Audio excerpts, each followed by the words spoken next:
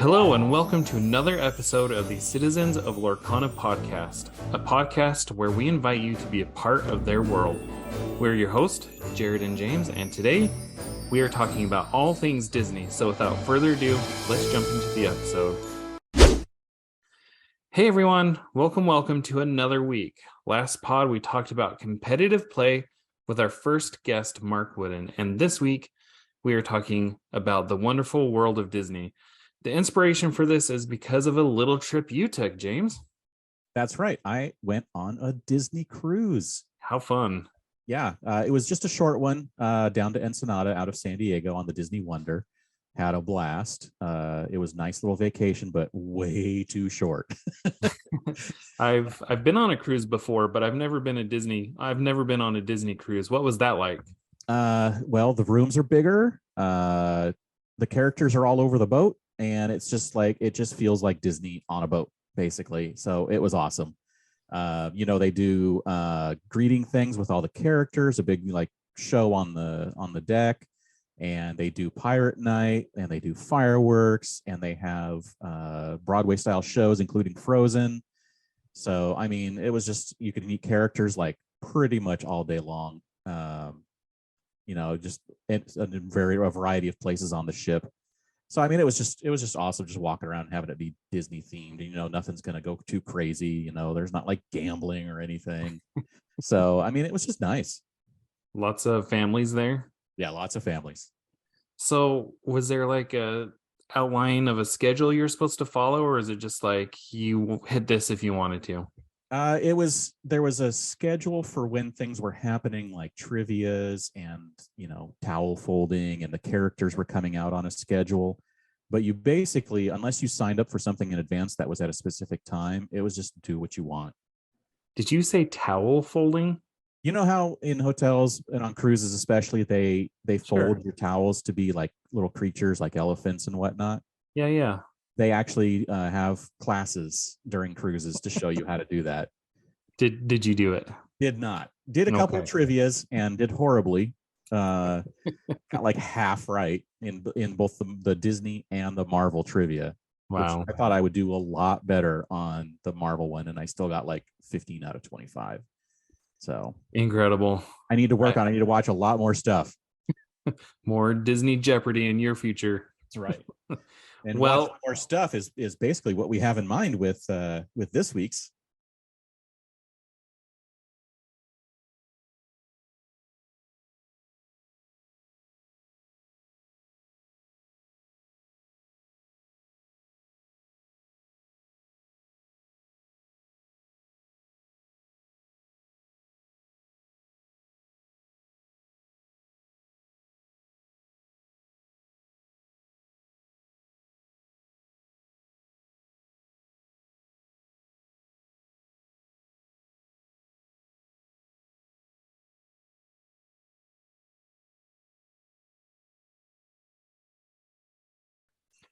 So that segues perfectly into what we wanted to talk about this week, because as of 3 days ago, from the time of this recording, which was January 27th, it is the 100-year anniversary of Disney. And today we wanted to talk about all things Disney. And today I wanted you to take the lead on this, James. All right. So what I was thinking with this is we would just go through a bunch of our Disney favorites. And the Lorcana connection really is, well, I mean, Lorcana is all about Disney, and right now it's only about Disney animated, but this is kind of like what we love about Disney and kind of just going through with basically like as our own version of the celebration of 100 years of Disney. It's our versions of what we're celebrating about Disney with us. And I think we should kick it off with what Disney character is your favorite character? And I'm going to kick it off with, and I'll preface this with, I am horrible with favorites. I have a really hard time picking favorites unless something like is way above everything else. So I tend to like, well, my favorite is like these three things. It's like asking who your favorite child is. Yeah. So in my opinion, and I think we're just going to stick with some classic stuff mostly in this. We'll do some modern stuff, but for classic, it's going to be either Goofy or Donald. And I think Goofy edges out Donald a little bit. Why Goofy? I just growing up, the shorts he was in, he was always the funnest and funniest character. And things like I remember one, obviously the fishing one, but the one where he was trying to set up his home entertainment system. It's just stuff like that. Just like I love watching stuff like that. So I love the ones with the where he's doing like sports and there's the person narrating it. Yes, the sports one was awesome too. And one of my favorite ever cartoons is the one where they are traveling with a camper, and like Mickey's like cooking breakfast in it, and Goofy's driving, and basically they get separated and hijinks ensue, and there's all this craziness, and just little things like that, where just little shorts like that, where the characters are just, it's just an awesome little thing for 7 minutes. It's incredible just watching the characters. But yeah, Goofy, Donald, of course Mickey, but I think Goofy stands out. It's just being hilarious most of the time. Takes me back, and I know exactly the episode you're talking about. So for mine, I have to ask, does Oswald count? Well, Disney created him, and he is currently owned by the Walt Disney Company. Okay. So I think Oswald counts. So people who follow me on Twitter or in the Discord know that I love Oswald. And I think the reason why I love him so much is because I went through a phase where I read just about every biography on Walt Disney and watched all the documentaries. And it was just so cool that Walt had created this other character who kind of propelled him to fame. But then he got lost and kind of forgotten. And then shortly after, there was that deal where Disney traded Al Michaels, the sports broadcaster. Favorite thing. Right, to ESPN. No, they traded him to Universal. Yeah, Universal. Yeah. Universal. In exchange for the Walt Disney created Oswald cartoons. Isn't that crazy? They traded a person for a cartoon. And then they came out. Yes, that is very crazy. And then they came out with the Epic Mickey video games, which I absolutely love. Well, I just played the first one. But it's so cool going into this world of forgotten Disney characters. And I think that's why I like it so much is Oswald's like the forgotten older brother of Mickey. Oswald paved the way for Mickey. So right. That's why I'm going with Oswald. And I'd love to see my rabbit get his day. Yes, that would be pretty awesome having Oswald show up. So leading from characters into that, let's talk about animated movies. And across the 61 films now from Walt Disney Animation Studios over almost 90 years. Incredible. What do you think what's your favorite? I had to go with Hercules. I grew up during the golden age. I don't know, during the 90s when they had Little Mermaid and Aladdin and Lion King, but Hercules is the one that stood out to me. I just really resonated with the story of Hercules, who went from this nobody to all of a sudden having these amazing powers and yet still staying humble. I mean, he obviously had that period where he thought that he'd done enough to return back to his family. But he was able to bring it back down. And for some reason, that hero's journey really resonated with me. Yeah, I actually did not watch Hercules until like a few years ago, believe it or not. I was in the middle of working and whatever else was taking up my time. Maybe when I think that was like 96, right? Right I was a kid. Probably. It was that was around the time that I think that was around the time when I was just starting up owning a comic book store, and I was a little busy. Yeah. But that the official Disney name for that period, I think, is the Renaissance. Yeah, that's right. Because that's when after I guess you could call it kind of the dark times of animation at Disney during the late 80s, all through the 80s. Maybe there was some good stuff, but it wasn't like classic. Right.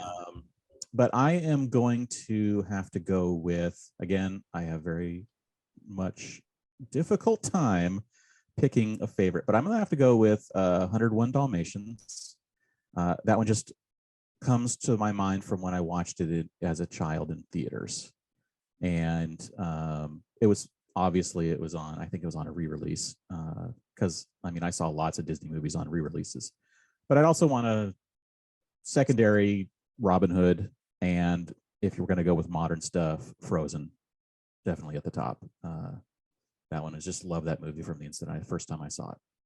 Robin Hood is such a good movie, and I feel like it's been one of those ones that has been forgotten with time. It's weird because there are some people who like, I know I have a friend who collects everything Robin Hood and loves Robin Hood, and it's like they know everything about it, and but 10 other people will be like, yeah, I think they made a Robin Hood, right? But there was such a cool, like the characters were so cool, from Friar John to Little John to Prince. There's a lot of Johns in that movie. To Maid Marian, the rooster dude. It was just they had a really good cast. Yeah, and the It's a one good story. thing going through this lit when when I was going through the list, so my wife and I started a Disney rewatch, and we are only up to what was the last one we watched? Was it Cinderella? And then no, Alice in Wonderland was the last one I think we watched. And just seeing all these movies coming up that I'm going to be able to watch again, or some of them actually for the first time, it's just like I can't wait to see them. I want to get to all of these. I'm the same way. As I look at these cards, I'm like, I should go watch that. Yeah, I know, right? So now to one of the newer things is Pixar. And what is your favorite Pixar movie? This was a really hard one because the thing that I love about Pixar is I don't know if they do this on purpose. They like test it or whatever, but it always plays on your emotions. Mm-hmm. And I am somebody that has leaky eyes. Yes, absolutely. And Inside Out is the one that does it for me. I was going to go with Up, especially for that beginning sequence, but I had to go with Inside Out. That part where Riley comes home and she hugs it out with her family. That part always gets me, but it's such a good message and such a relatable message. Anybody who has grown up can relate with the journey that Riley has gone through.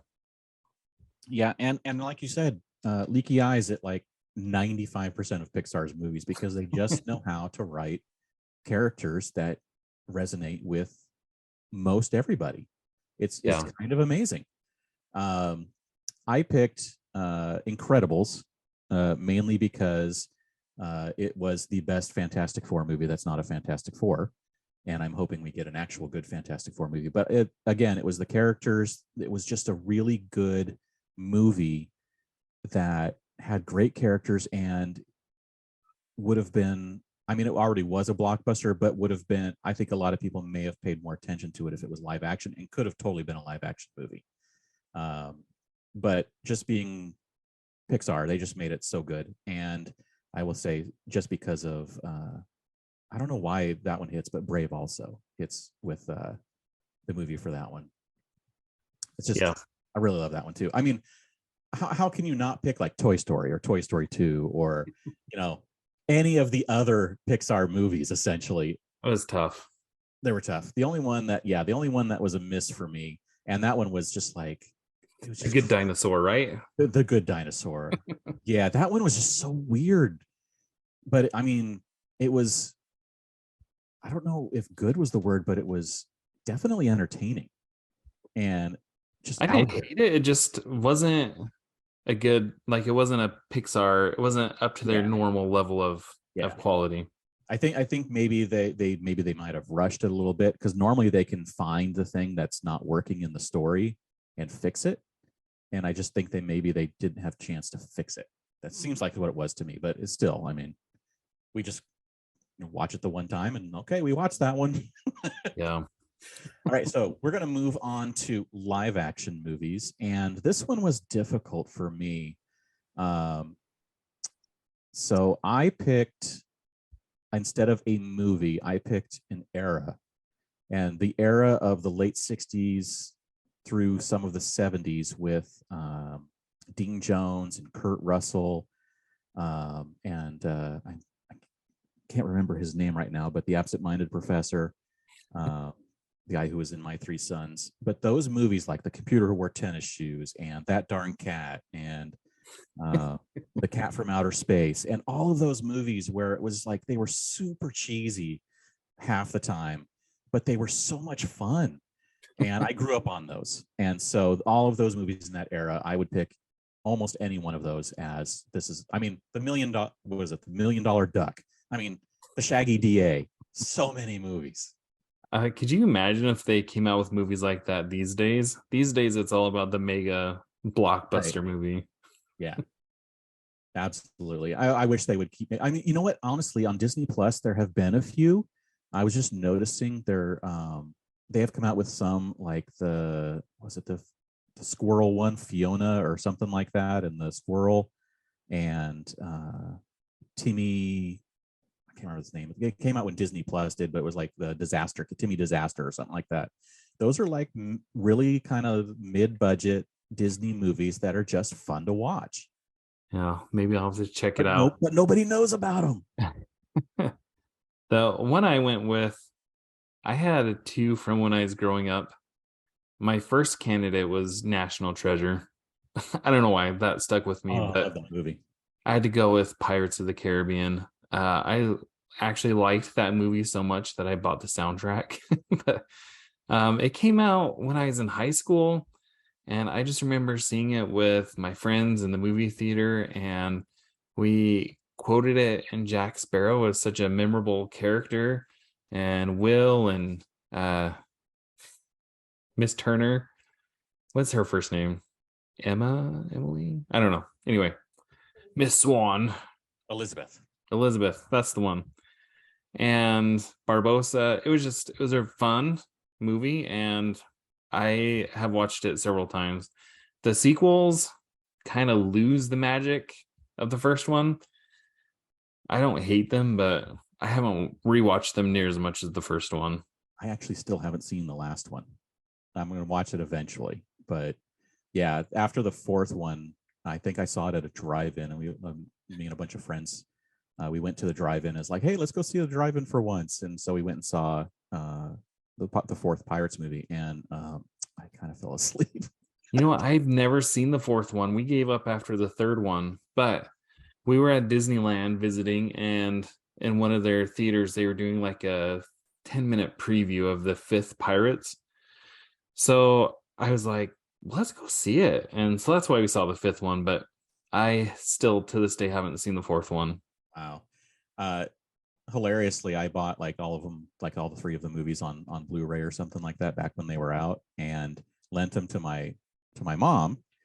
And apparently, one of the dogs got to them, so they destroyed the packaging. So she's like, "Let me buy you a new one." So when she bought it for me, she bought me the chest special edition they came in like a treasure chest with 4 movies instead of 3. So I got a bonus out of it because the dogs chewed up on my DVD, my Blu-rays. So I got that. So eventually I will watch them on the treasure chest Blu-rays. It's awesome. All right. So moving on to television cartoons. And why don't you let us know what your favorite was? So many to choose from. Again, I grew up during that era where there was Darkwing Duck, and there's Gummy Bears, and there's Gargoyles and Tailspin. But the one that my brother and I watched religiously was Chip and Dale Rescue Rangers. I don't know why. Even like in the old school Mickey Mouse cartoons, we always loved the ones that had Chip and Dale in them. They were just like always up to so many little shenanigans. And then when they came out with this cartoon, we just like, it was fun. There was adventure, and they fleshed out a cast, and this was one show that we watched all the time. Nice. I did watch the the reboot movie that came out recently, and that was a lot of fun. I haven't. It's good. You should watch it. Here's the thing though, like the other cartoon that I grew up watching more than anything else was Teenage Mutant Ninja Turtles. Oh yeah. And as an adult, I went back to revisit it. It did not hit the same. I'm like, I cannot believe I like this. So I've been hesitant to watch the Chip and Dale movie just for that reason. I want to keep those memories intact. But it's definitely updated for modern era and has less of a 30-minute cartoon feel about it. It definitely feels like a movie, and I think it was pretty good. I've never actually watched Chip and Dale Rescue Rangers. I've only ever seen the first episode. So I thought it was good. So I grew up before there were a massive amount of regular Disney cartoons on TV, and I didn't have cable for when the Disney Channel first came out, so I didn't see any of that stuff when that was coming out then. So I actually don't really have a favorite Disney cartoon that was, a serialized cartoon. I can't think of anything that I've watched. I mean, it was mainly just movies and shorts. So I don't have one for this. Well, and the thing for us is we didn't have the Disney Channel either, but they did have Saturday morning cartoons. Right. And we would get up. They started at 5 a.m, and we would get up and watch them every Saturday. Yeah. Oh, I did that, but I don't think there was any Disney stuff on in the late 70s, early 80s when I was. No, you're probably right. So I didn't get to see anything. You had a deprived childhood. Yes, I know, right? Live. I got Scooby-Doo. Oh, Scooby-Doo is good. Yeah. Live action TV shows. So again, I'm going to cheat. And instead of one TV show, I'm going to say The Wonderful World of Disney on Sunday nights every week on, I think it was ABC. My family would sit around and watch that almost every week for the entire, 80s, early 90s, whenever it was, all through most of the late 80s. Anyway, that was my pick. I just loved having all of the different movies and different things, and that's where I saw a lot of the like they re-aired things from the 70s, like those 70s movies that I had that were favorites in cartoons and whatnot. So yeah, that stuff. See, I didn't have that growing up. So we talked about this off the air. This is a cheat for me too, because as I was thinking about this one, when I was younger, I kind of sort of remember like Davy Crockett, but I don't want to say that because I don't remember anything about it. So the one I went with is a much more modern show. I went with Andor, the Star Wars series that was on Disney Plus this last year. It was so good. So good. So good that even if it wasn't a Star Wars show, it would stand on its own legs. The way that they developed the characters, every single one you cared about. And there was suspense, and there was action, and there was intrigue. And I was invested in this. And I wish that there was more than 2 seasons, but can't wait for season 2. Yeah. And my wife and I agree all of your points with the characters and the build and the suspense and everything, and wishing and the visuals. Yes. Yeah. I mean, filming it on location in Wales, I think it was, and having just those expanses of the mountains and everything. I mean, it was just such an incredible show. Every week, you were just like looking forward to it. And then what we would do is every week, like the day before the new episode was coming, we would watch last week so we could like just experience a little bit more and be ready for the next episode. And I still am just boggled by the people who think that it was a really slow, boring show. I don't understand how that. I mean, I know things hit for different people. It just doesn't compute for me. I could see like understanding the first 3 episodes. They're kind of slow. The third episode was good. Yeah. And I will say in that third episode, when they were flying through the eye of the storm, that was one of the most amazing things I've ever seen. Yeah. No, for sure. I mean, all that whole show. Even the slow episodes was like crazy good. I'm like, because I mean, yeah, you're just building up the characters, just build it all up, build. Everything meant something in that show. Every dialogue, every action, there's just like building this tension.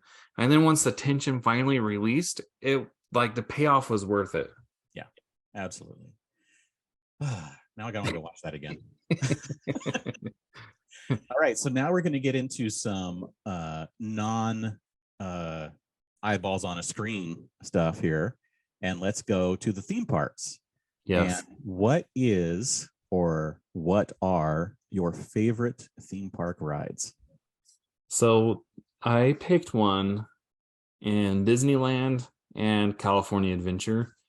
I've only been to Disney World once, and I only went to Epcot. So my experience there is limited. But at Disneyland, the ride I could ride over and over and over is Space Mountain. I love that ride so much. Something about being in the dark, and even though I don't have much hair, feeling the wind go over my like hair and head, it's just incredible. And I usually have like tears coming out of my eyes, which is probably why I liked this other ride in California Adventure. It used to be called, California Screaming. yeah, Screamin'. Now it's called Incredicoaster. I haven't been since it's been rebranded, but I know that's the name. I love that one because again, it's fast and you go upside down, and I could ride that all day. Yes. That was one of the ones, both of those are ones that we would, when we had annual passes and when they got to the point where you could make reservations with Max Pass on your phone, as soon as we walked into the park, we would book Space Mountain like almost every day. So like, Yes. Space Mountain, go to the shops for a few minutes until our thing, go whatever we were going to do, and then go on the ride, and then just book the next one and just keep. And but almost every time, Space Mountain was our first one, and the Incredicoaster I did get to go on after they rethemed it, and it is just as good of a ride with some extra stuff, including the final, like near the end, a nice big scene with Jack, and it's really, they did a really good job. Yeah, it's great. Hopefully I can make it out this year sometime. So during the year of Lorcana, the 100th anniversary of Disney, I mean, it'd be a great time to go. Yeah. So I picked two, and I picked both of them in Disneyland, even though the Incredicoaster is an awesome ride. I picked Jungle Cruise. Classic. Yes, classic. And I mainly picked it because I just love the lame jokes. Me too. Love them. It's one of my favorite things. But the newest, well, not the newest anymore, but one of the newest rides at Disneyland is also my favorite. And that's Rise of the Resistance, the new Star Wars ride, which is just incredible.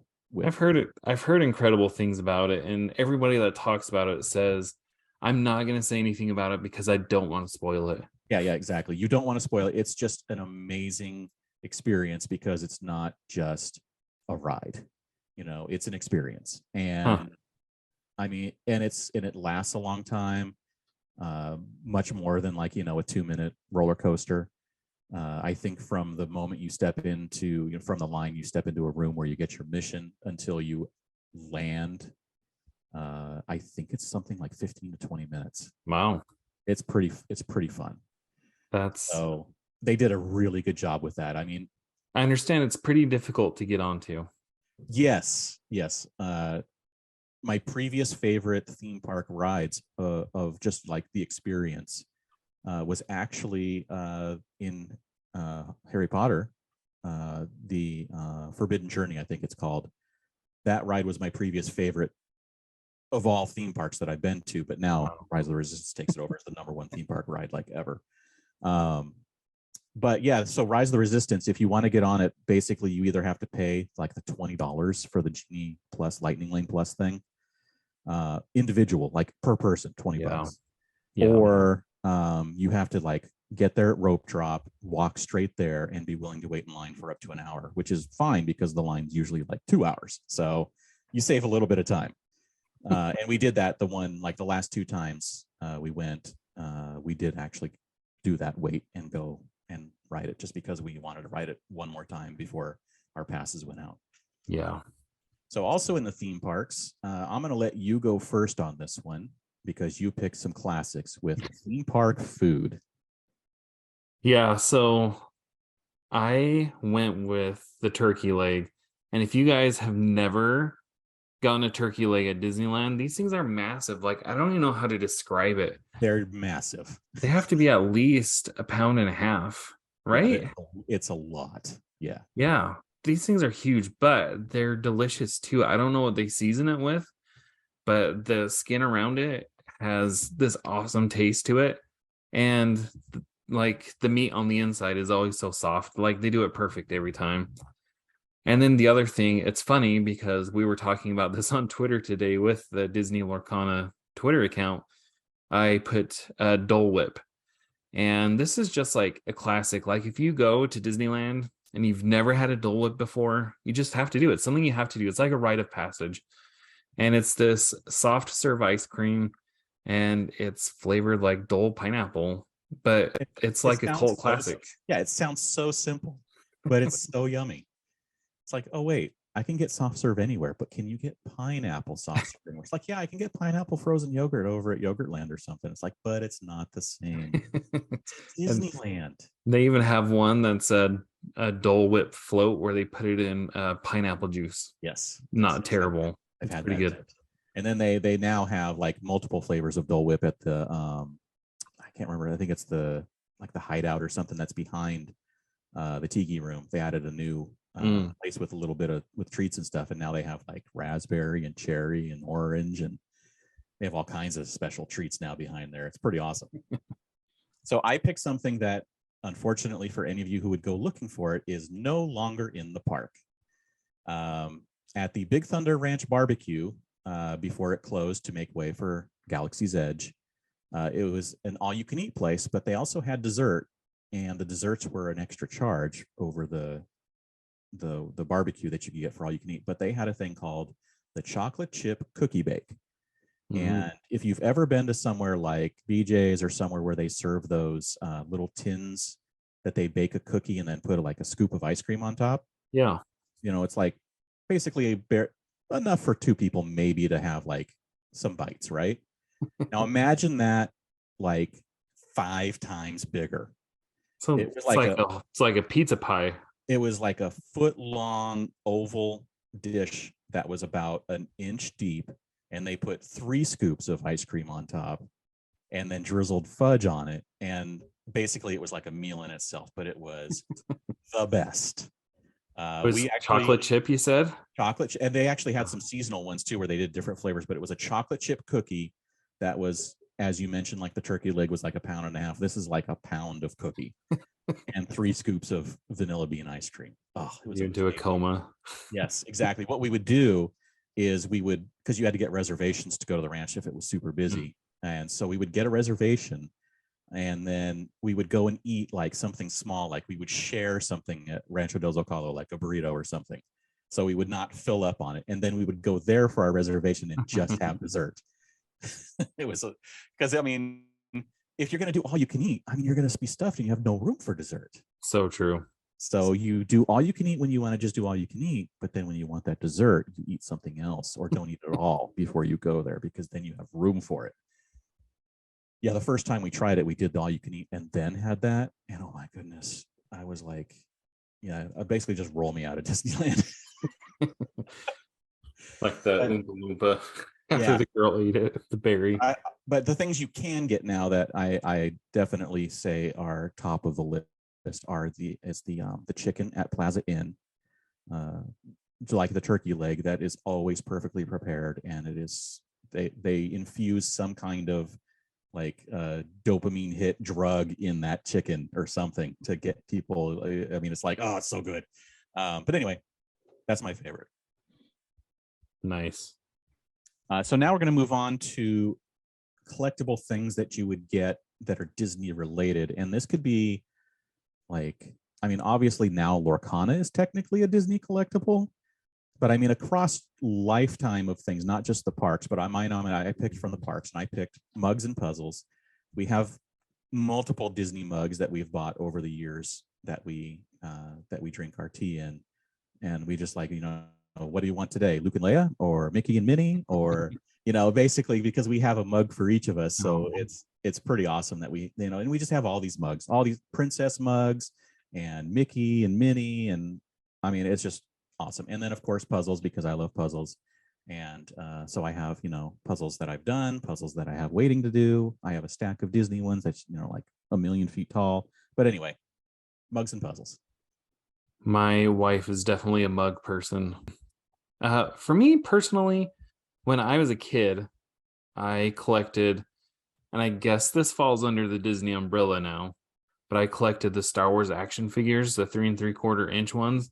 I had a paper route that I started when I was 8, and I worked until I was about 16.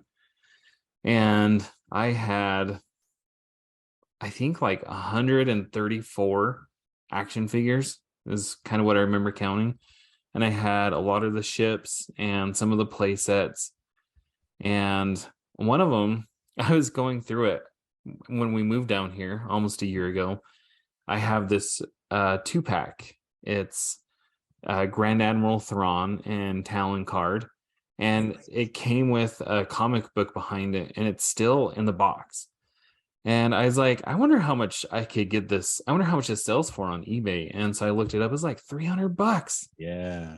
But I mean, Thrawn is my guy, so I can't sell it. No. And I really liked Talon card from the series. So anyway, that's probably the only thing that I've really collected Disney, but definitely Lorcana coming up. Now, your Lorcana pins. Yes, that's right. I have both of the Lorcana pins. So now I just wanted to kind of just like, because Disney for both of us has been like a thing that just moves throughout life of like entertainment and going to Disneyland and whatnot. What are some memories that you have of just a Disney thing that are your favorites? Sure. When you put this on here, I was thinking of it like 3 chapters. 2 I've completed, 1 I have yet to complete. But the first was I went to Disneyland as a kid. I went when I was 7 and 9, and that's just like a rite of passage thing for kids. I remember the one time we went, like that's when characters were still out and about and you could just walk up to them. I tried collecting as many autographs as I could, and we were getting, it was, I actually think it was Chip and Dale's signatures, because obviously we wanted to get their autographs. And we walk up to them, and the one grabs my book and runs off. Just like books it out of there. And he turns around and like, beckons to us to come after him. So we start running after him, and he was running to the parade. And so when we got there, he signed it, and we got to watch the parade. So we just had memories like that. The second chapter was Disneyland as an adult. I actually went by myself one time. And if you've never been to Disneyland by yourself, it was pretty awesome. Because you don't have anybody else's schedule. You can just do what you want, when you want, at your own pace.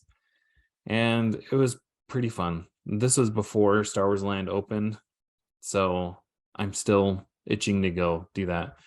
And the last thing I'd like to do is take my own kids there. And that's something that I hope I can do here soon. All right. And so for me, there's a few things, and I think almost all of them are Disneyland related. There was, of course, the story I told in the first podcast I was on here about my parents telling us we were going to breakfast and ending up at Disneyland. That surprise, that was one of my greatest memories as a child, going to Disneyland. I don't remember much else about Disneyland when I was a kid. Right. But I remember that. But I did, they did it a few times, and I managed to get to the last one they did back about 6 years ago. They did what they do called the 24-hour Disney Day, where when the park opens one day, it doesn't close until 7 a.m. or 8 a.m., whatever it is, the next day. And you can stay in the park for 24 hours. How cool. I had to work, so I didn't get to stay in the park for the entire 24 hours. But I showed up after a half day at work around 1 o'clock. And as I was at the gate to get in, there was a nice long line, of course, and I'm waiting in line. And when I'm about 10 people from the gate, I turn around and look behind me, and there's only about 3 people behind me in line, and all of the lines are short. No. Like, what's going on? I'm like, they're like, we closed the line like 3 people after I got in line. Oh. So I was like, oh, thank you. So I went into the park, and I was in the park, and I, got to watch the Paint the Night parade when it premiered. And I, just basically went through the park and spent the entire time until they kicked us out the next morning. And I was like one of the last people they were like shoving down Main Street. So that was just an awesome experience.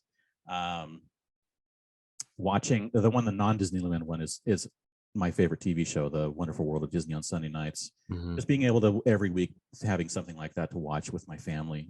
We were a TV watching family, but that was always, Disney was always the cool thing as a kid growing up. So it was always fun having that on Sunday nights. My wife and I got annual passes when we first started dating back like 2011, 2010, somewhere in that range. And we had them up until last year, except for, of course, during the pandemic. And just having an annual pass to be able to go with my wife and just hang out all the time was awesome. So that's a memory, basically a decade of memories.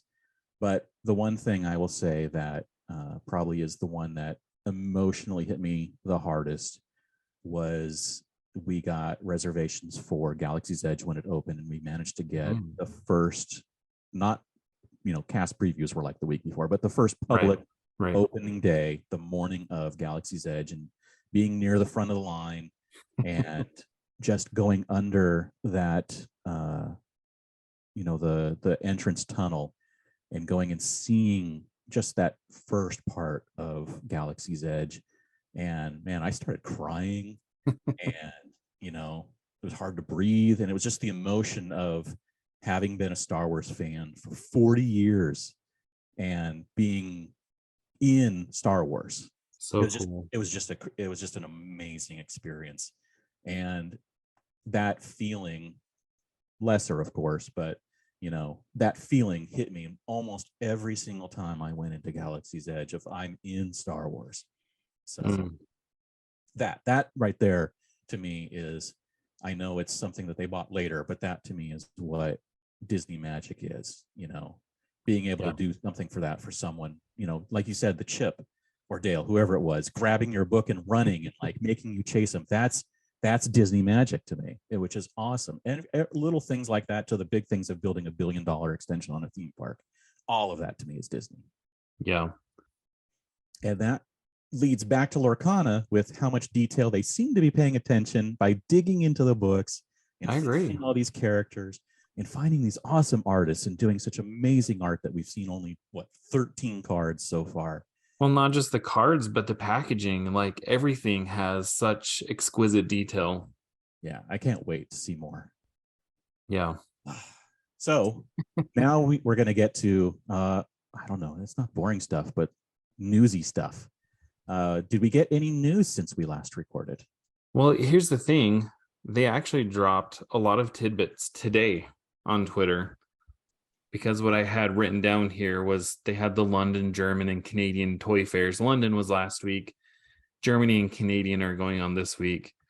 And the big thing, I think, the one in Germany, Shane Hartley is going to be there, and he's like head of the global game department of Lorcana and Ravensburger in general. But if you look at his list on LinkedIn, Lorcana is listed as like the top thing. So I have a feeling that something will happen there, but I also have a feeling that we're just going to get a bunch of NDAs, non-disclosure agreements, like we did with the London Toy Fair. Which all we got out of that was like, hey, look, the pins now have card backs, which look cool, but they're still saying 2 pins. And then some mysterious pamphlet that we know nothing about what's on the inside. What I would give. I tried. I DM'd as many people as I saw that had one of those. Nobody, and they're like, can't say anything. Nobody was falling for it. But today they did tweet out about starter decks, which we already knew about starter decks. They didn't really reveal anything new in that tweet, but then they answered a lot of questions. Yeah. And I actually have a lot of them pulled up here. The Lorcana Talks Twitter account asked them if the deck boxes within the trove were the same or different, and they said they're different. I assume that was the case, but they kind of confirmed that. This was an account called Double H Collectibles.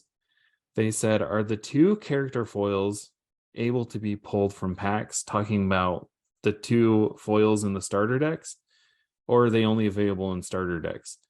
And they said these are not exclusive to the starter decks, so you can find them in booster packs as well. So now we know that the foils are not exclusive to the starter decks. I followed that up with, what about the Hades and Mulan foils in the gift set? And then they said they will also be available in the boosters. There are no cards exclusive to our sets. We want everyone to have a chance to collect all their favorites. There was one about the D23 foil, and I think that was basically just confirming that the D23 foil is unique to that set, and the foil that they're going to use on the 1 per pack foils in the first chapter will be a different foil treatment.